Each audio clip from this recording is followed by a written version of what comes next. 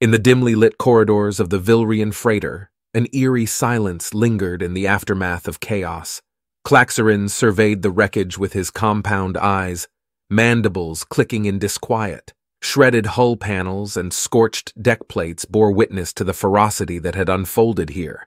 The humans were an enigma, slight bipedal creatures whose mastery over technology belied their unimpressive physiques. But the events of the pirate incursion had shed brutal new light on the depths of their feral capacities.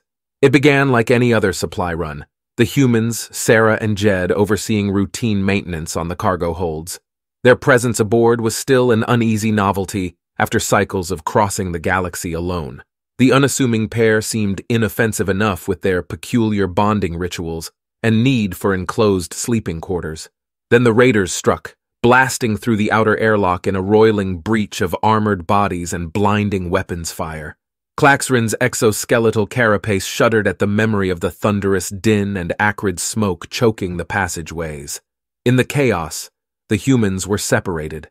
Sarah dragged off by the merciless intruders while Jed was pinned down, trapped behind a force field as his mate's screams echoed through the venting atmosphere.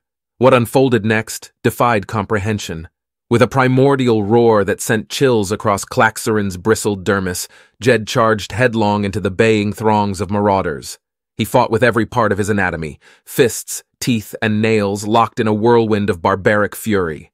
Rifles and blades simply seemed to bounce off his wiry frame as he tore through their ranks with remorseless abandon. One by one, the hulking raiders fell to this unrelenting force of nature. Bone-shattering strikes countered their lumbering attacks with startling alacrity. Severed limbs and sprays of viscous fluids painted the shuddering bulkheads in shades of violent carnage. All notions of quarter or mercy were absent from Jed's laser-focused onslaught.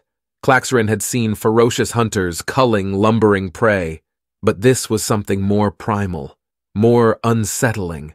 An insatiable desperation fueled every blow, every tactical advance, until he reached the final abductors guarding their captured prize. What could have been artful combat technique devolved into unrestrained savagery, Jed alternating between brutish strikes and incoherent howls of anguish. Talons and fangs lashed out with each attempted block, raking across his ruddy, hairless hide until it glistened with his own vital essences. Finally, with the last of the raiders crumpling into Ersat's submission, Jed clawed and gouged at the bolted cell door, tearing through metallized weaves with his bare, mutilated hands. When at last it parted with an anguished groan, he gathered Sarah's trembling form into his bloodied embrace, their mingled keening echoing through the shattered halls.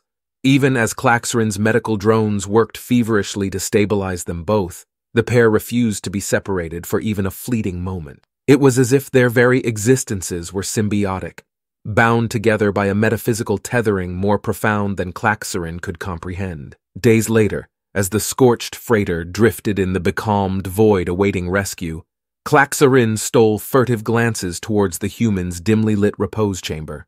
There, Sarah and Jed clung to one another, a tableau of battered intimacy in the aftermath of their cataclysmic reunion. A passing thought brushed across Klaxarin's clustered cerebrum.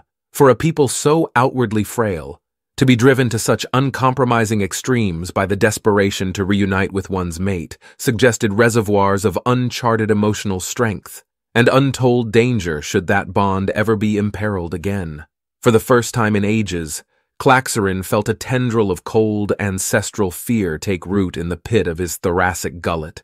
A fear of bearing witness to the fathomless, seething ferocity smoldering at the crux of human bonding, and a dawning realization that the galaxy may never truly be prepared to reckon with the full scope of that power.